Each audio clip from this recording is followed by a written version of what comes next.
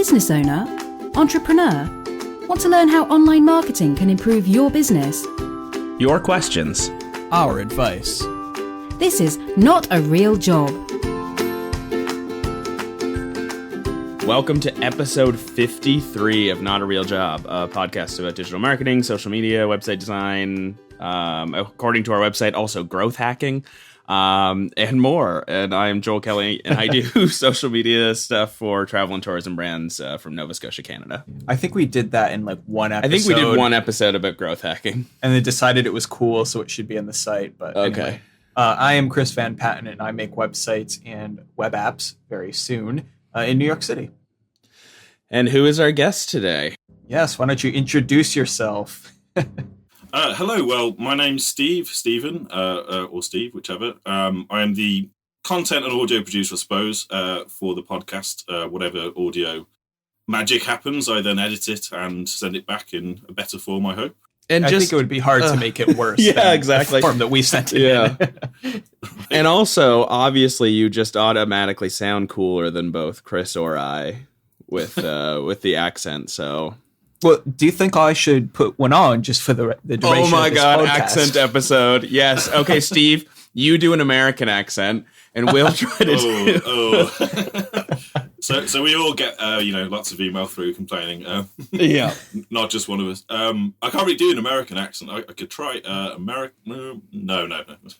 I best not try to offend that many people in one go. Oh, it's fine. Americans are known for being able to laugh at themselves and not get offended, right? Well, I just saw a movie with Daniel Radcliffe yesterday, so now I've got my accent all very good. Cheerio, pip pip.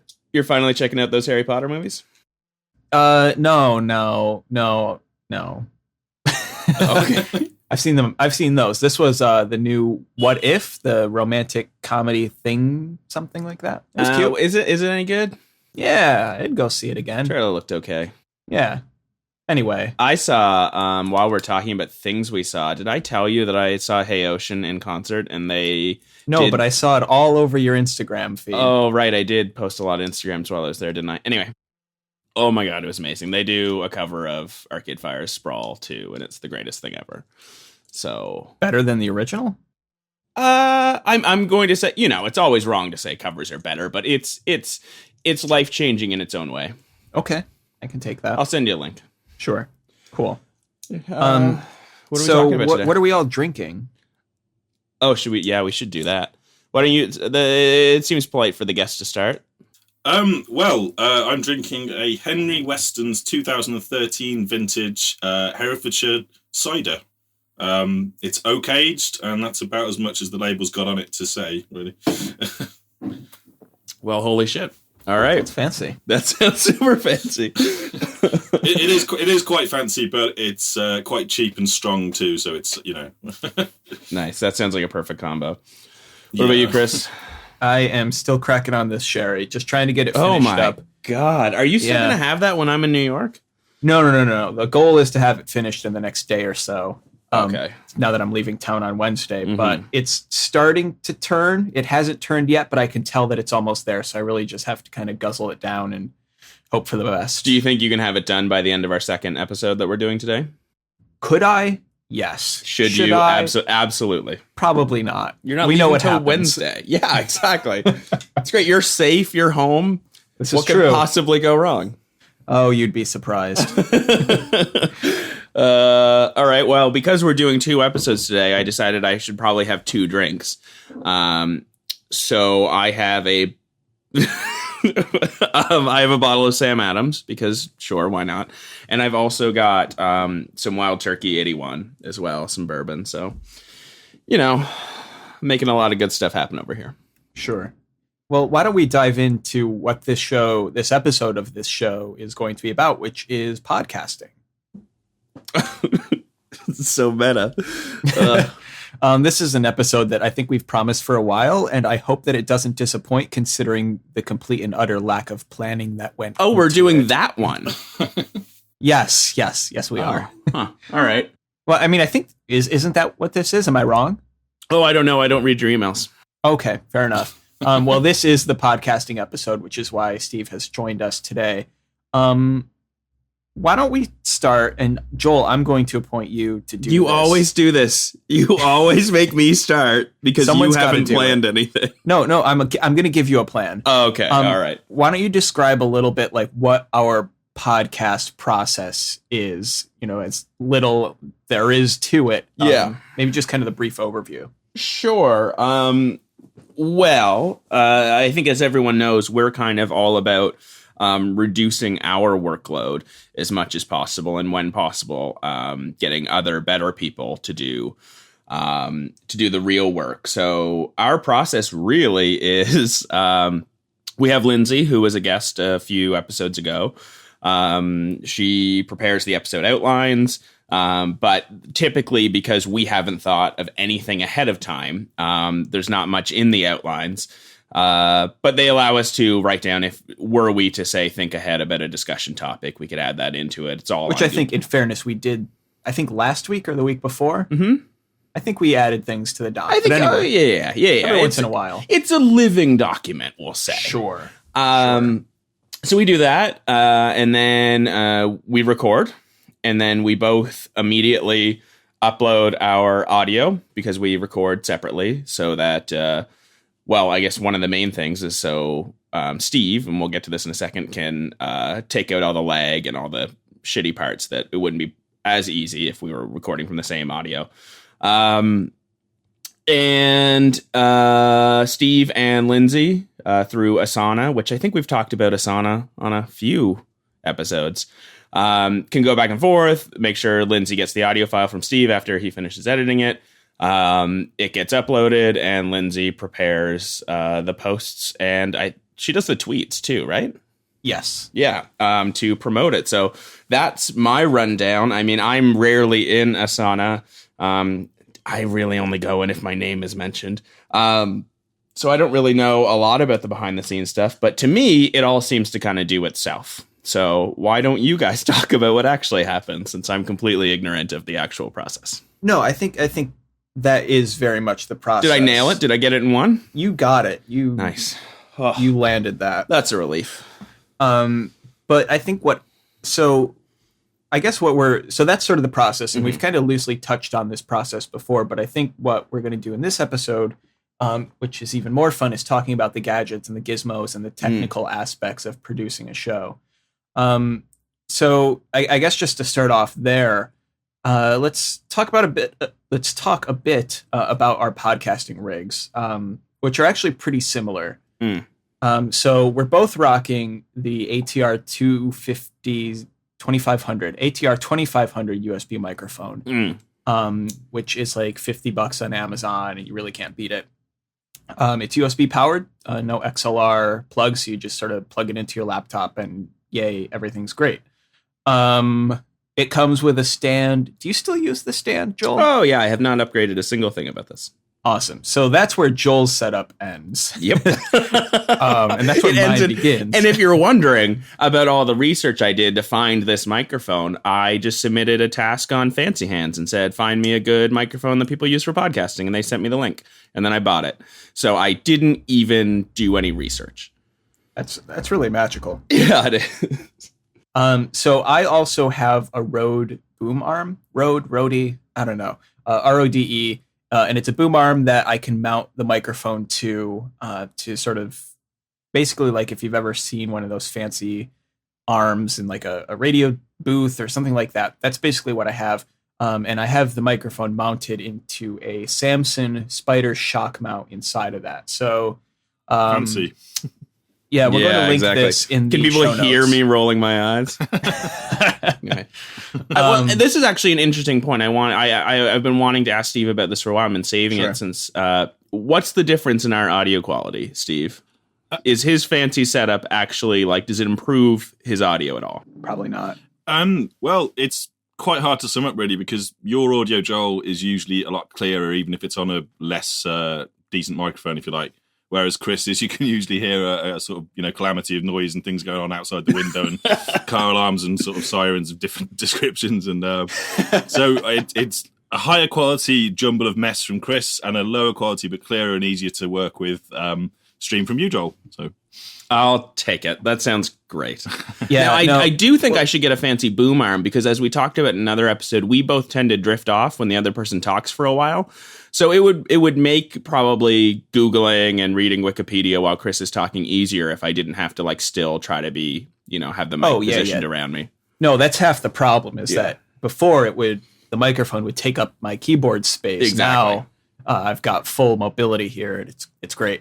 One thing I've noticed, and I never actually brought this up to you, Steve, but my audio for the past, 10 episodes or so, I kind of went back and looked, and I'm really loud all the time.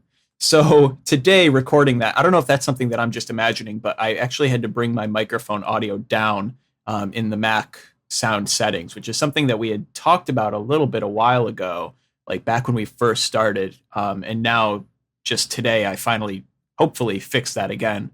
Am I imagining that? Was that really a thing? No, you weren't imagining that.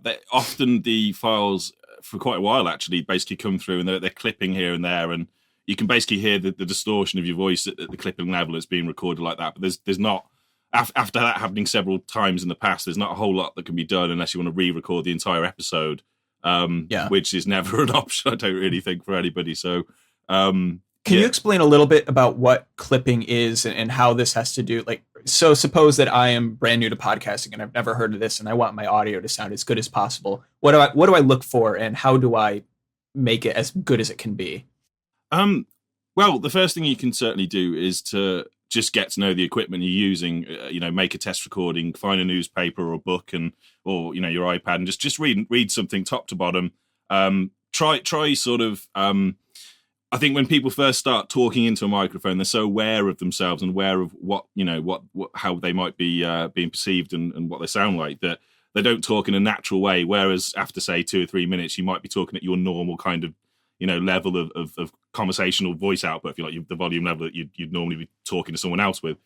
So record that over a few times, just reading of a newspaper article or something, and just listen to it back and see what you could be doing wrong, whether you feel like you're too distant from the microphone because you can hear too much of an echo from the room itself, or you're clipping, which is basically when you record into a computer, if the level's set too high, or you haven't gone in and adjusted the default level down to what your how your voice is being picked up by the microphone in the default setting, then it's best to keep it lower, always lower, because you can boost that later. Whereas if you're clipping, as in literally the sound wave is being clipped at the points where it's peaking, which is damaging the signal, it just gets chopped off, and it has this horrible kind of sort of artifacty sort of quality to it, nasty kind of digital sort of sharpness to it, which you didn't used to get with old analog systems. You could ride them a lot higher than you can with digital systems. There is simply a noise floor and a roof as well to the signal input level. So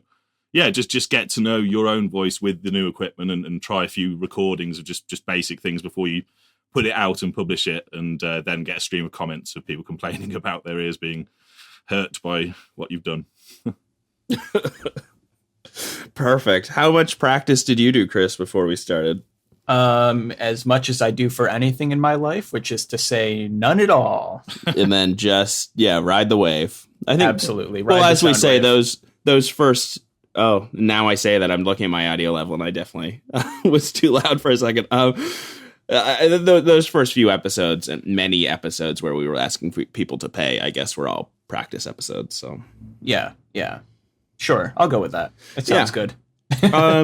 So once we deliver audio files, and again, that sounds like we're putting effort into this. Once we upload files to Dropbox, what do you do, Steve? Well, basically, Dropbox, the app, the widget I've got on my desktop, informs me that the files have arrived and they're ready. I then send them into the program I use for editing is Logic Pro, but you can use Audacity. You could use GarageBand. That's free with every Mac and iPad. Even Logic Pro is so cheap now. If you just go for the download-only version, it's about £129. So that's probably about $200 on the App Store. And I basically line up the tracks using our very sophisticated clapping method, which, and then I basically, once that's lined up initially, I then just start to chop out all silences, all sections of audio that where one of you speaking and the other isn't. There's obviously sort of the sounds of drinks being put down on desks or cars outside or other noises and things. If the person's channel isn't active, there's no reason to have it within the timeline on a project. You just chop out any parts where the other person isn't speaking, basically. And then you look for things like knocks and bumps and thumps and anything where you've nudged or brushed the microphone, which you probably won't be aware of your end. But basically, when you can hear it, my end, you basically can see that as an error, and it's it's something you can chop out. But if it's while someone's talking, you can use things like high pass filters, where you set a threshold, and everything below that frequency threshold isn't carried through in the production part. So you can get rid of rumble and sort of cars outside and a lot of that stuff quite quickly. And then obviously that there are moments where basically you've stopped or the signal isn't synchronized. So one of you might be talking and the other person starts talking and responding over it in terms of synchronization. So you have to manually move around sort of things to make it sound more natural, which is quite unusual, really, to make it sound more natural by doing something unnatural. But yeah, I think two of those things is I find so fascinating. So yeah, taking out someone's channel if it's inactive, I love, again, a great reason to record your audio separately, because like I'm so conscious. I shouldn't do it, but I keep Audacity as the window that's on top here, so I can look at my level and then I can see like the level of my breathing showing up, and it makes me so self-conscious that everyone like, oh my god, everyone's going to be able to hear my dumb breathing. And, because you're able to just take that out. It's fantastic. And then the other part is a point that I've completely forgotten. So go on. Well, yeah, it is quite an unusual thing to have a natural conversation that's been recorded, obviously with separate audio channels, which may be for two in the case of your podcast, or sometimes three, like now when you have a guest on, or even more for other people. They might want more people. And then to isolate and just hear that one side of the conversation, or when the other person isn't speaking, and hear the sort of sniffs and sort of, like I say, just desk movement and shuffling about. And it's quite an odd thing. And it just shouldn't be left on the recording, really, because there's no purpose for it. You get rid of that. And it allows the other person's voice to come through a lot more clearly as well by the time you've mixed everything at the end. Yeah. Obviously, other things, especially in Chris's case, due to, especially during the summer as well, with needing the window open, I can understand that because I live in a sort of townhouse, and having the window open to allow some air into a hot room is kind of a requirement in the summer. So, noise filtering out, all of that stuff that goes on in the background. And I usually, if you refer to, oh, that's a very loud sound going on outside, I usually do make a point of emailing just to say, oh, look, I've only left that in because you referred to it, and it's very odd otherwise. So, which I just found out in the last episode, so I didn't realize that I was calling attention to them when I didn't need to be. Yeah. Oh well. Yeah. Give it another month or so, and then I'll be able to close the windows again. Yeah. Do you leave my burps in when I call attention to them? Because I've always wondered about that. Well, no, I usually don't. There was one occasion I do remember when you did make a big thing about it, because it was funny when it happened, so it had to be left in then. But I can imagine it's one of those things, because you're referring to it in the moment whilst you're recording it and it's happened. You may later on, a week later, when you actually hear the episode, decide that's not so good. Actually, I don't want the entire world listening to this part of my bodily functions. So. You'd think I'd eventually become ashamed, but you'd be wrong. Joel Kelly knows no shame. No, exactly. I have been able to extract that part of my personality over the years. The other point that I was thinking about is the synchronization. Like, we've talked a lot about how we can often have pretty significant lag. Now that we use Mumble, typically it's gotten better because, like, we probably mentioned before, you can reduce, the bit rate. So we're sending much smaller packets back and forth, so the lag's not as bad. But using Skype like we are today, it's possible that eventually we'll come out of sync, and since we're all recording our audio separately, we'll be able to fix that. Although it's been pretty good today. Yeah, I'm worried about jinxing it, but yeah. Yeah, there we are. It's going to fall apart now. The spirits have been listening. Yeah, the ghosts in your sherry glass. I'm not using that glass this week, so thank it's not God. my fault. So occasionally on the show, much to my chagrin, although I'm sure that Joel loves it, I know Joel loves it, we integrate some audio clips or sound effects, I guess is the it's my favorite part. I've always been curious, and I certainly have my own answers, but when it comes to a situation like that where you need to find pre-made audio, sound effects or things, like if I were going onto the internet and had no idea where to look, where should I look for something like that? And how do you know if it's a good sound effect or a bad sound effect? Is there such a thing? Well, right off the bat, I can say freesound.org, literally spelled freesound.org, is the best site on the internet in terms of getting things for free, and also being clear about where licenses come in and not sort of using things without permission and then 6 months later getting sued. So basically, that allows you to filter. So you can literally just type in anything in the search bar, see how many results come up, then filter that by Creative Commons 0 is what I do, so that I can guarantee then that if you read the terms of Creative Commons licenses and that particular version of a license, completely, you don't need permission to do anything commercially or non-commercially with it from the person who's created it and contributed. They've waived all their rights to the ownership or use of that. It's effectively saying that it's in public domain, but it's like writing it in a very specific way, so legally it can't be avoided. That's exactly right. Yeah, it's not a complicated long document with like 10 pages. It really is just a single sort of page, half page even, of very clear sort of legal terminology, just to sort of explain that this is completely free for you to do anything you like with. And you can find a lot on there in terms of sort of everything I've used in recent episodes, basically. I think for the whole time I've been doing the show, I've always used that site actually. But more specific stuff, obviously people want intro and outro music and sort of bumpers and sort of jingles and things like that.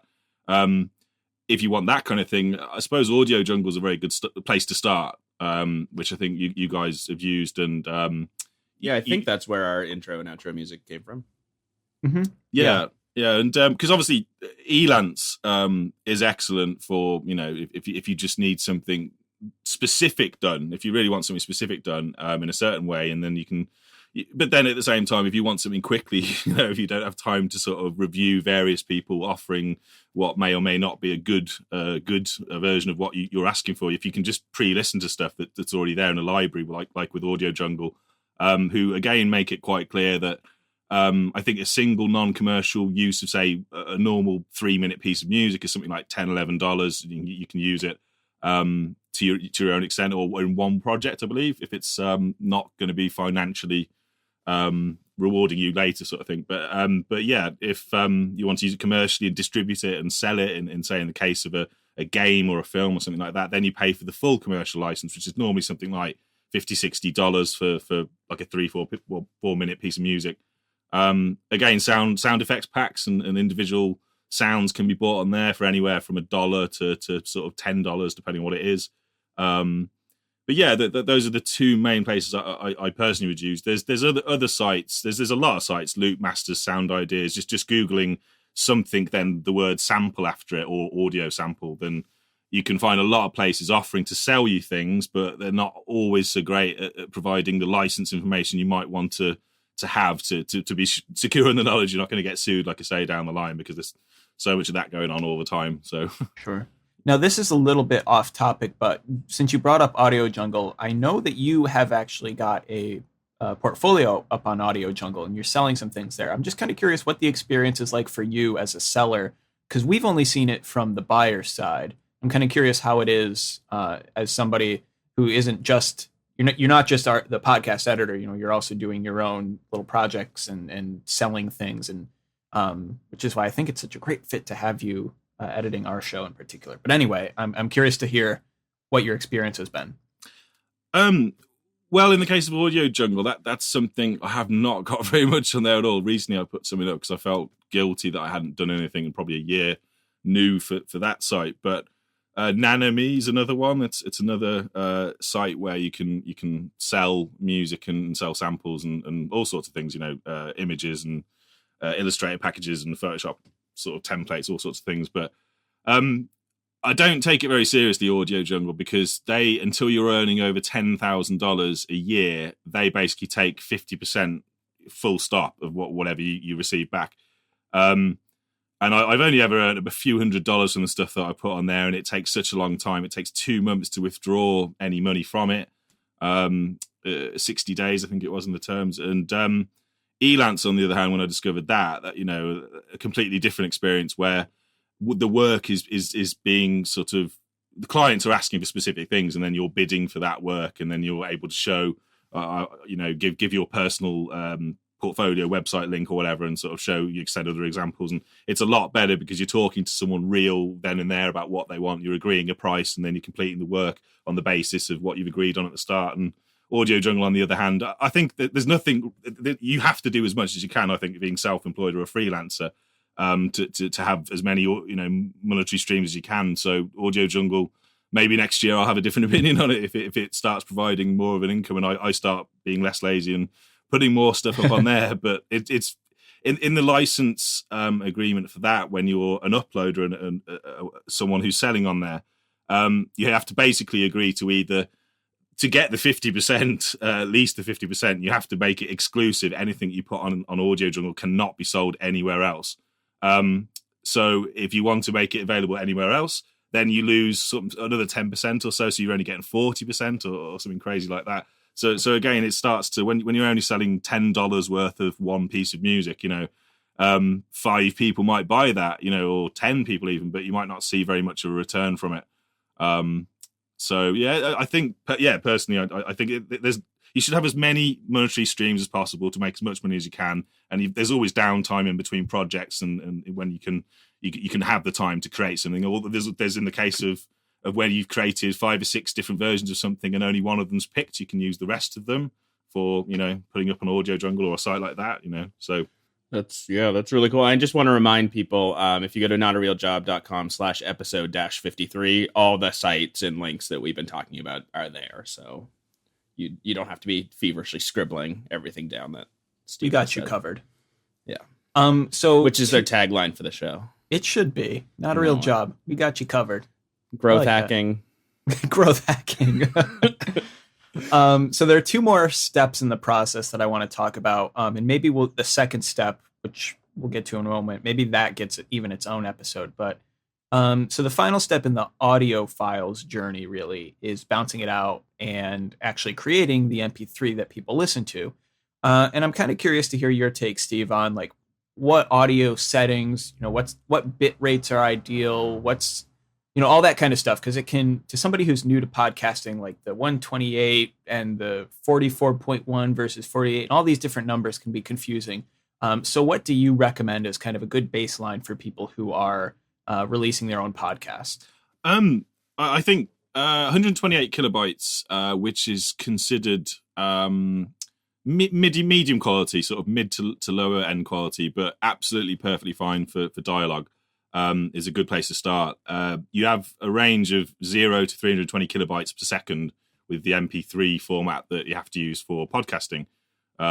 So therefore, if you're producing, say, a musical podcast and you have all the web server space in the world, or no restrictions on any upload file sizes and things, like WordPress, I do believe it has something like a 20 meg upload size limit, I think, when you in the basic version of WordPress. I could be wrong on that, but yeah, so 128 kilobytes is a sort of medium quality level, what we produce in anyway. 44.1 kilohertz refers to basically the resolution of the sample rate that you're recording in and then outputting to. That basically just means per second there's 44,100 times per second the audio is being sampled. So that's how it's made up and created. That's basically a pretty much accepted standard for everybody. CD quality is 44.1, and it's only really any higher than that. It's usually just Blu-ray or sort of studio master level audio files that are way beyond the scope of podcasting. Anyway, you don't need to worry about that kind of thing with podcasting. But it keeps file sizes down to a sort of acceptable level as well, which makes everyone's lives a bit easier in terms of uploading things quickly and downloading for the user and obviously the listener, sorry, not the user. But basically, it means you can not have to think about how much space you've got on your iPod or iPhone or whatever device you're listening on. You can sort of download and throw it away afterwards, and it makes everything a bit quicker. And like I say, keeps the footprint of the file itself down to quite a low size. So excellent.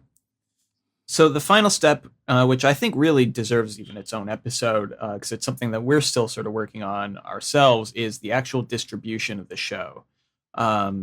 It's that part in itself, in terms of what plugin do you use on WordPress? Do you use WordPress? Who's uploading it? Who's prepping Twitter and Facebook posts? And how do you write the show notes? And all that kind of stuff could really be covered in its own episode of the show. So maybe that's something that we'll look at in late August or September to sort of talk about our process and how we've changed, because we have changed quite a bit how we distribute the show. So that's definitely worth looking at. But I think maybe that brings us to the end today, which is sort of focused on the journey of the podcast from us recording it to having a finished podcast product. Yeah, I just wanted to actually jump in and just for curiosity's sake to metagame a little bit. What podcasts, other than obviously this wonderful podcast, what other podcasts do each of us listen to? And it could be fun to just include some links to other podcasts out there and share the love. So I don't think that would be fun. Okay, well, but we can still do it. Well, I mean, fun. Fun is, of course, an overstatement. I've never had fun in my life, but I use it as a way of describing something that feelings is that you think other people have. Yeah. People with human hearts. Sure. Well, Steve, why don't you kick that off then? Well, I'm a big gamer, so the PC Gamer podcast, the US version, I listen to a lot. The UK version stopped when the magazine sort of cut staff members, but it would have been 2 in around a fortnight sort of period I listened to from them. The Mark Kermode and Simon Mayo Film Reviews podcast, which is a BBC podcast where they basically just discuss films, and it's more of a comedy podcast really than necessarily a factual one. Obviously I listen to this. Much like our own. Yeah. It's entertaining, it's fun, and it's more like a conversation that you can sort of get into as opposed to sort of someone just giving a speech and then you pressing stop at the end. So, and I listen to a couple of other BBC podcasts, like local radio ones, musical ones. Welcome to Night Vales, a podcast I got into last year after I discovered a post on Tumblr. And it's like a Twin Peaks style radio play type podcast set in this made up town called Night Vale. And that's just a crazy one to listen to if you really want something that isn't the usual thing, isn't news related or current affairs related. So that's a good one. I've heard amazing things about that podcast. I think I need to check it out. Yeah, it's well, just to sum it up, at the end of each episode, when they do the weather report, it's just some random new band playing a random piece of music you'll never hear of again. On the show, they don't explain it, they don't introduce it in any way, and it's just that's it, and it's just it's brilliant. I love it. That sounds fantastic. Cool. What about you, Joel? I just opened up Overcast here. I listen to Back to Work on the 5x5 network with Merlin Mann and Dan Benjamin. I'm a big fan of that podcast. They're getting pretty... I've noticed Merlin and Dan, and I tried to listen to Roderick on the Line, but they're really showing their middle-aged white guy sensibilities a lot. These sounds like really tone-deaf topics about discrimination and kind of gatekeepers in business. So that's been kind of frustrating lately. So I don't know. That one might stop. But Back to Work, Harmontown. I say all that, and then I mentioned Harmontown. Dan Harmon, famous alcoholic, and has opinions that are not necessarily, but it's not an advice podcast, so I think that helps. I listen to the Odd Radio Lab show. I kind of go through and see what topics are interesting. So that's not an every week one, but Sawbones with Justin from Mabim and his wife Sydney. That's an amazing, amazing podcast about it's called A Marital Tour of Misguided Medicine. So Sydney McRoy is a doctor. So they talk about like the history of medicine and basically how wrong we've been about crazy things in the past. Another one that's not an every week one, but depending on the topic, is the Talk Show with John Gruber from Daring Fireball. So, a tech Macintosh related podcast. I've just started listening to We Have Concerns, Jeff Kanata's like millionth podcast, but it's actually really funny. So Jeff Kanata and Anthony Carboni, basically it's a 20-minute show where one of them announces a topic and then they just rant about it, and it's completely random and fantastic. I just got into, oh my God, this is the one that I'm so excited, but I just got into 99% Invisible by Roman Mars. Amazing. It's a design. It's about design, but design of everything, about the stuff that you don't notice. So the last episode was about like wayfinding in airports and the people who do wayfinding as a career. It's fantastic. Sorry, I have a long list here. I listen to a lot of podcasts. The Besties podcast on Polygon, speaking about gaming. The Russ Frushtick, Chris Plant, and then Justin and Griffin McElroy. They all work for Polygon, the awesome gaming website, and they just talk about the best games over the past month. That's only a monthly one. It used to be weekly, but and obviously the most obvious one here is My Brother and Me. It's a show that without which we probably wouldn't be doing a podcast. We certainly wouldn't have any of our listeners if it were for Mabim, since that's where we got our listeners, was by advertising on them. And then finally, I swear I'm done, is Ono, Ross, and Carrie, a podcast on the Max Fun Network, which is basically, they say like they investigate fringe science, the paranormal, and like various religions, so you don't have to. So they became Mormons, they research Scientology, they join cults, they try things like oil pulling and other kind of pseudoscientific things. They'll do them. They do like months long investigations and then just talk about them. It's incredible. It's very in depth. The show must be insanely expensive to put together, since, like I said, they do months long investigations of random cults and organizations in LA. So I really recommend it. If you're a scientifically minded person and like, you know, investigations into weird shit that people do, you should definitely check out Ono, Ross, and Carrie. And it's funny too. It's not a serious show by any means. They're both hysterical. So yeah, that's my list. What about you, Chris? Oh, what? Sorry. I just totally zoned out for like an hour there. Did you miss me?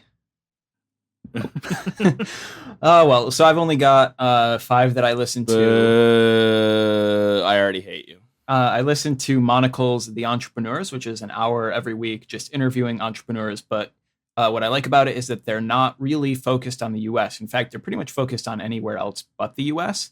Not that they don't interview US entrepreneurs, but they're mainly kind of focused on England and Europe and Asia and things like that. So you get to hear other startups that you might not normally hear. Mabim Bam, of course, which is the reason we're here. And then the Tropical MBA. That sounds like the reason we're here. Like, you know, without whom we would not be alive today, which I guess is probably more. I think it's fair. Yeah, exactly. If the show were to ever end, I would probably, you know, take my leave of this world. So yeah. Oh, definitely. So makes sure that, while we've got you here, Steve, do you want to just cut my list down to like just Mabim Bam? I don't think, you know, clearly I think Chris is right. No one wants to hear from me anymore. I'm kidding. Those were some good choices. No, it's just the Chris Van Patten show. Let's admit it. You're the one everyone likes. Yeah, you know, it is what it is. You're the Travis McElroy of this program. Everyone knows it. We both do have theater degrees and have worked in theater design. So I think, yes, I am happy being the Travis. Oh, you mean you and Travis? Yes. Not you. The first second was like, wait, we do? I don't. No. I have a diploma in business administration. I don't think that counts. I have whatever the opposite of a theater degree is. So yeah, I listened to Tropical MBA, which is sort of about lifestyle entrepreneurship and things like that. The digital nomad movement. Digital nomad. I don't know how I said that. I hope I didn't say that wrong. I think you said MOMAD. I think I did too. So digital nomad movement.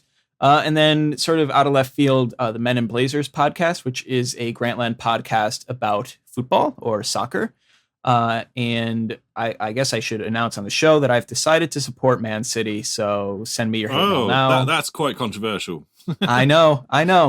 My reasoning is that let's get into this. Yeah. Well, yeah, because please. they you guys are throwing football. money into NYCFC, I sort of feel like I should, support anyway. And then finally, Wine for Normal People, which is exactly what it sounds like. Okay. Sorry, I was just Googling football primer. Hopefully I was gonna jump in with some information that I have about football? which is none. Hold on, I'm still Googling. What Joel, can you are explain what some offsides are? football teams? Yeah, in a second. Give me like what is an offside in? If I keep doing football, but obviously since I'm in Canada, they assume I mean American football. Okay, Why don't they assume you mean Canadian football? Socialistic offside rule ensures Americans will never catch what? Anyway, no, Canadian football, that's allegedly a thing, but I don't think it's. Never witnessed it. No, never witnessed it. I've never known. Actually, yeah, I probably do know someone who's played in the CFL, which tells you, I guess, enough that you need. Yeah. I think the guy down the road is on a CFL team, but If Joel knows somebody, then it's not a real thing. It gets even more complicated with the fact that we have rugby, and I'm still not exactly sure what the total difference is between that and American football, Canadian football, which I presume is like American football, or you use the weird shaped ball rather than the round shaped ball. So I don't know. I think Canadian football is closer to rugby than American football is. I think it's kind of like in the middle. Right. I'm reasonably certain that's not true. Well, I write in, think- listeners. I think Canadian football is exactly like American football, except the field is a different size and there's only 3 downs. Yeah, to my well- knowledge, that is the only difference. If rugby has 3 downs in a smaller field, then I guess it's closer. Who's right now? Oh, Just blew your mind. this is kind of a game changer for me. Yeah, they don't wear helmets, so there's no like safety precautions in rugby. They just smash into each Yeah. other. Well, there aren't many in football either. American football, let's be real. There are not many what? Safety precautions. No, they're okay. they're TBI left and right, you know. Yeah. Anyway, this has been our podcast about sports. Oh my God, we've been talking forever. This is maybe one of our longest since the book club. This is my least favorite episode. And now we have to go record another one. So, oof. Well, Ooh. good thing I'm drunk. Yeah, I'm getting there. Let's quickly run through our housekeeping. Rate us on iTunes, notarealjob.com/iTunes. I checked before the show. We haven't gotten any reviews in a while. So I'll even stop right now the show notes if you just promise to go and do that. I won't subject you to the rest. Does that seem fair? How do we enforce that? Well, we don't. That's okay. So we will tell people if you go and rate us, you have our permission to stop listening right now. Fair enough. Because if they don't, I want them to have to listen to the rest. Sure. This needs to be an opt-out situation is kind of what you're saying. Yeah, we've got an opt-out. It's like the TSA. We're gonna pat you down, I guess. No, my analogy failed there. It Um, failed very early on. Oh, congrats to Mabim Man for basically being like the #1 comedy podcast. They're up to like number 9 or something in iTunes, up from 17. So It's insane. We'll pretty be there amazing. someday. Maybe we could get some of that love, guys. Yeah. No, it's never gonna happen. Anyway, one more Sorry. thing, notarealjob.com/questions. We haven't had any questions in a while, and we won't have any questions next week since we're recording next week's show today. We're doing 2 episodes in a row without questions. Yeah, it happens. Awesome.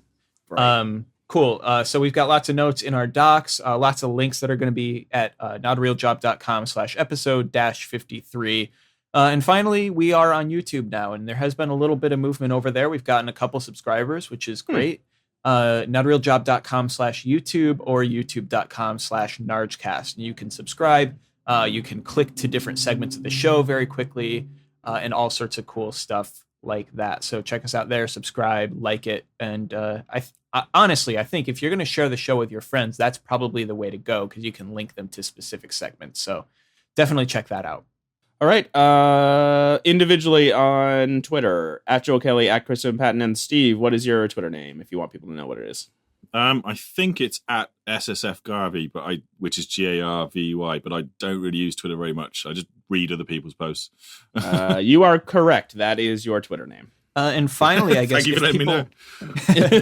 No problem. if people want to get in touch with you to hire you to do audio things or music composition, which I know you do as well, sound design, things like that, where should they find you? Well, if you go to www.ssfgarvey.co.uk, which is my name, basically, you'll find my contact details and portfolio, current portfolio, so you can check out things on there. Thank you. Awesome. So definitely go check that out. Hire Steve. He's amazing. We love him and couldn't do the show without him. So thank you for being with us today. Thank you. All right. And there is another week of Nargcast. Thanks, everyone. Is that how we sign out now? Well, I'm sorry. We got a little antagonistic after you made fun of my list of podcasts. I apologize. You know what? That's on me. What I was going to say is that I feel like, I don't know, the Bim Bam folks have Kiss Your Dad Square on the Lips. Like, do we need a sign out? Is that something that we need? I don't know. Should we just do the sign out from other podcasts? A different one we every just switch week. it up. Yeah. I love it. This has been Not a Real Job. Kiss Your Dad Square on the Lips.